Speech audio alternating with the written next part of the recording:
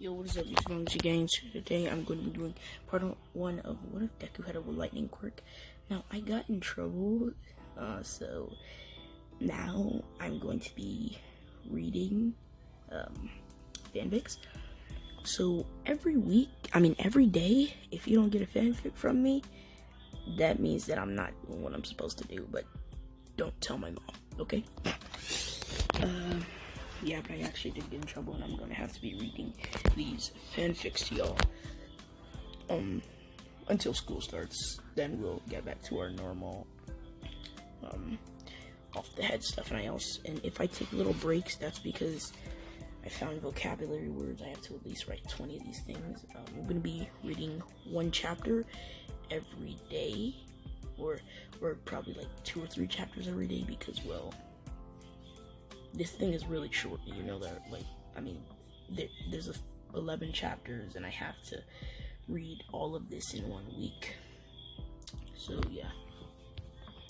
What if Deku had a lightning quirk? Shouts out to Emerald Lightning, or Dreams Respark.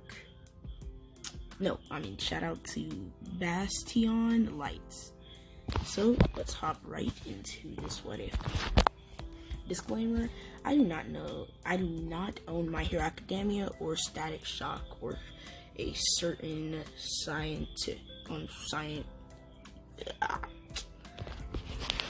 Okay, let's start. It is 11 o'clock in the morning, July 13th, a burning sun beating down on the world like a hate crime. In this world, unlike any other, a great deal of humanity has evolved from their basic state of having naturally gifted abilities called quirks. With these powers, fantasy became reality. It would become a natural thing for people to become what many could only see ink on paper or rolling screen. Superheroes. I'm sorry, but your son may be quirkless.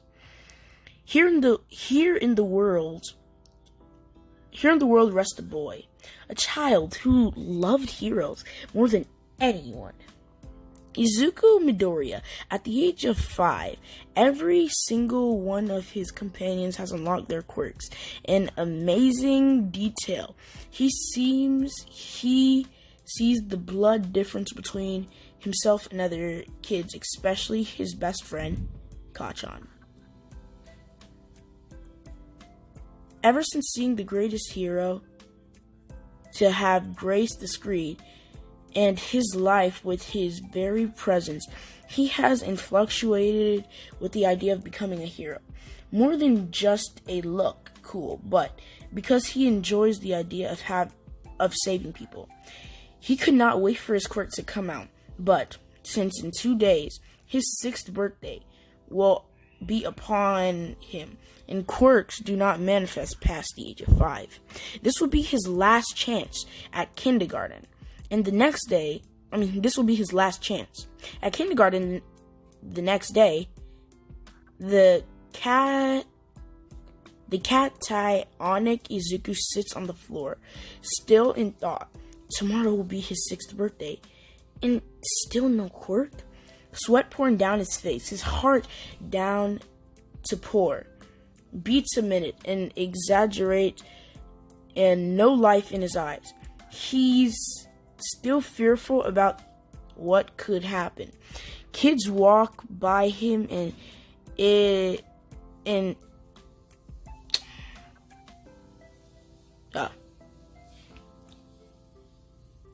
I'm gonna have to write that down. Crap. Oh, I forgot where it was. Kid happier than we come say Deku, he sucks because, okay, seeing the world himself between different Kachan quirks 2 days.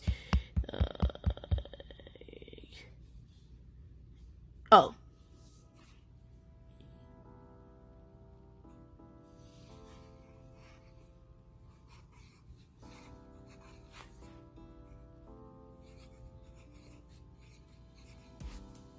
And then I'm gonna have to write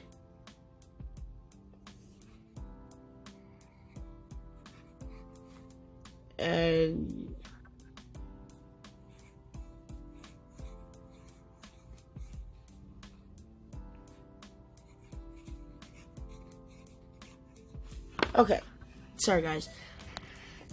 For reasons he is fully aware of, having heard that he has no quirk and is nowhere near getting one. They voiced their honest, unfiltered hit. I can just.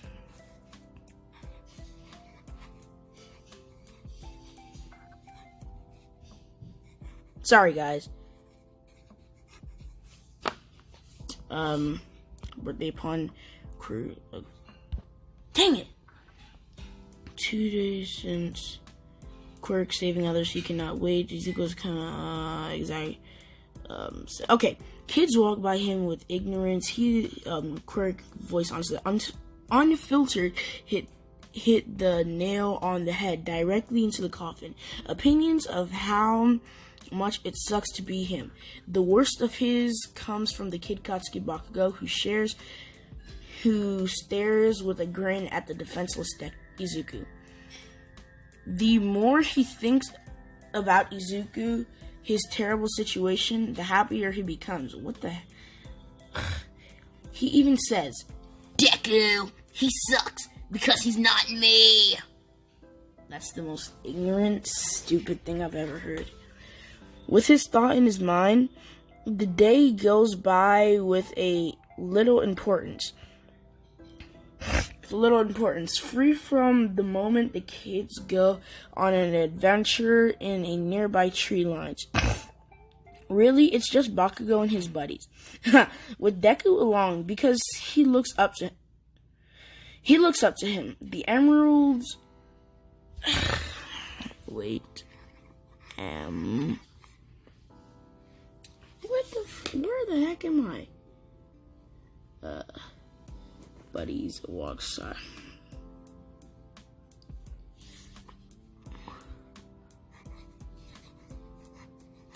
Deku's a little bit naive.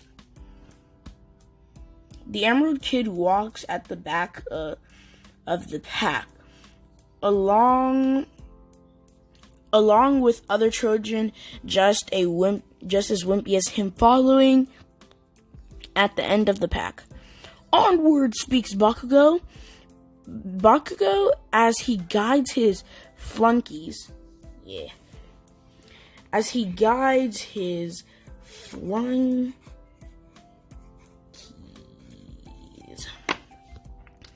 Oh gosh, that hurts. As he, bro, what the Onward, speaks Bakugo, as he guides his flunkies over a fallen tree over a creek.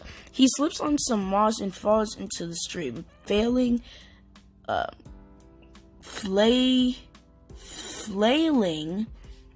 to pause this.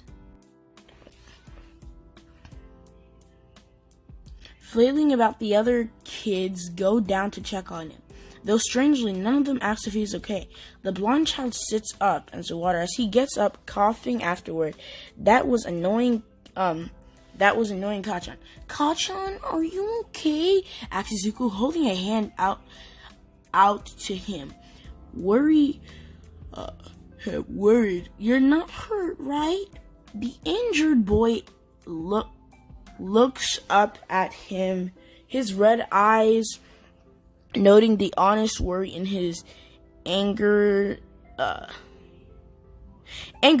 Katsuki blasts him with his explosion from his palm. Shut up, Deku!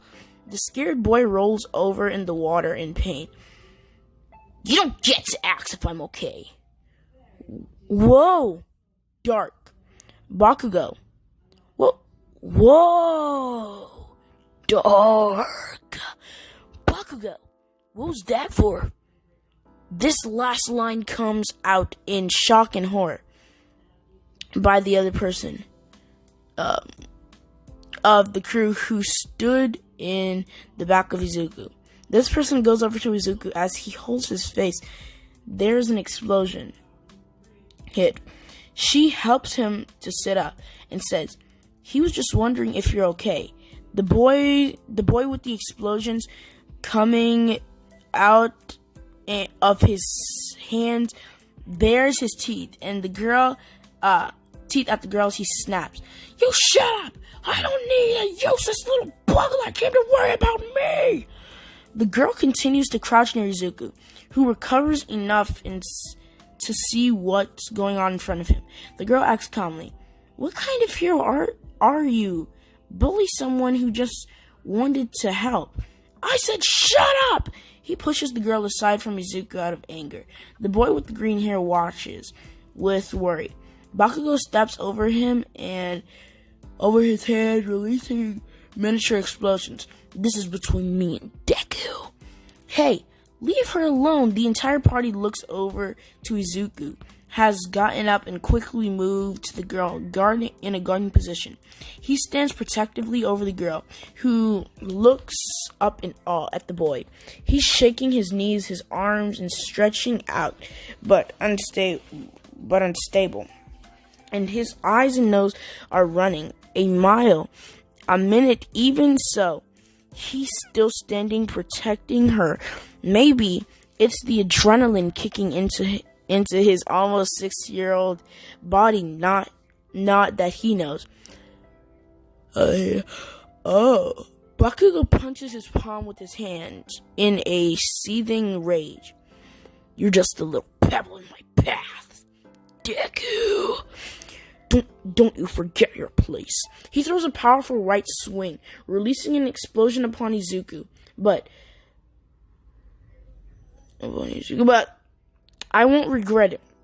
If I can handle this, I'm no hero. If I can't handle this, I'm no hero. The explosion hits dead on target, covering the boy and the girl in smoke, but then cleared. And it is here. Leave. I'm doing something. Oh, sister. She shouts out, covers everyone. Dang it. I'm no hero. The explosion hits dead on target and covers the boy and girl in smoke, but then it clears. It is here what happens. The process of events that would change everything for Izuku. Midori and Katsuki Bakugo forever. An emerald wall of electricity is held up in front of Izuku's arms, blocking the attack on his person. What the frick? Blocking the attack on his person. Why? Why can't you just keep his clothes on? Everyone looks in shock at the phenomenon happening. Just to see. No.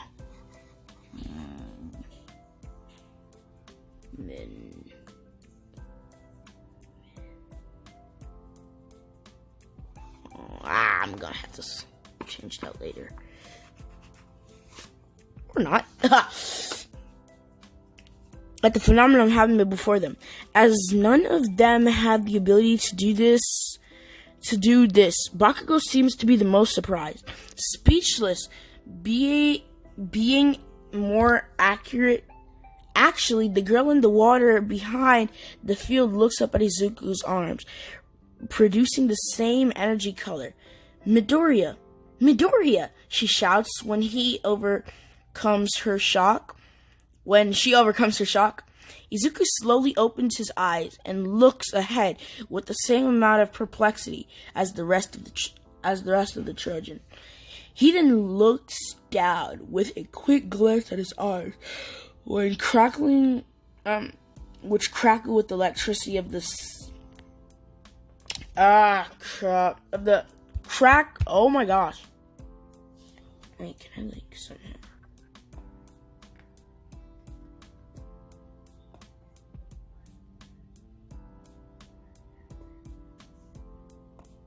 Crap. Which crackle with electricity of the same emerald shine. Staring in awe at what he sees, Izuku, once fearful expression, turns to the joy and happy. Sadness when he sees that it actually happened. I have a quirk! He screams, jumping up in the air with joy. Though this sudden burst of energy cost him, as the force field is now shown to be electricity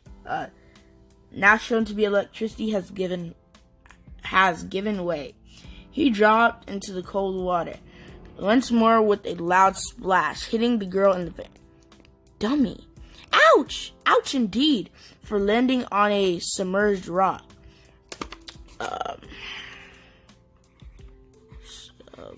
I'm just finding the tiniest words ever.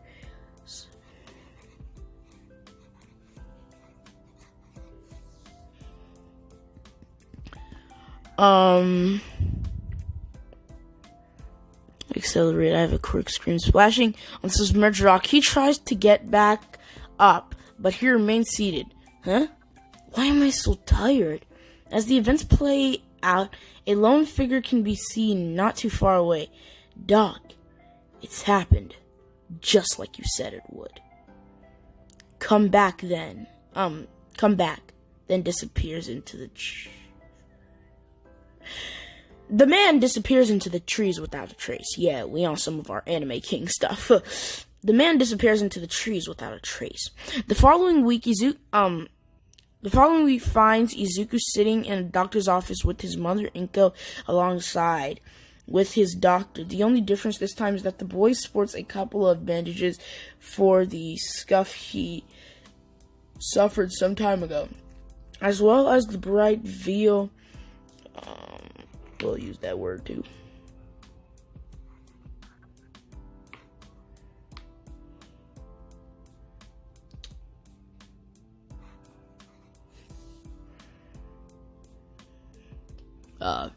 Bright veils of his life in his eyes. Despite the bloodworks from that went through, he feels fresh. Well, I guess this is where I apologize for what I said before, says the doctor, as he looks over Izuku's information done on his DNA test. It highly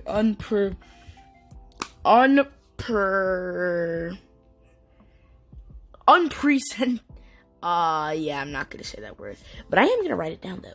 So, can I pause one more time? So this is where we're gonna have to be ending off this part, so I can write down these words. So, see you in the next part.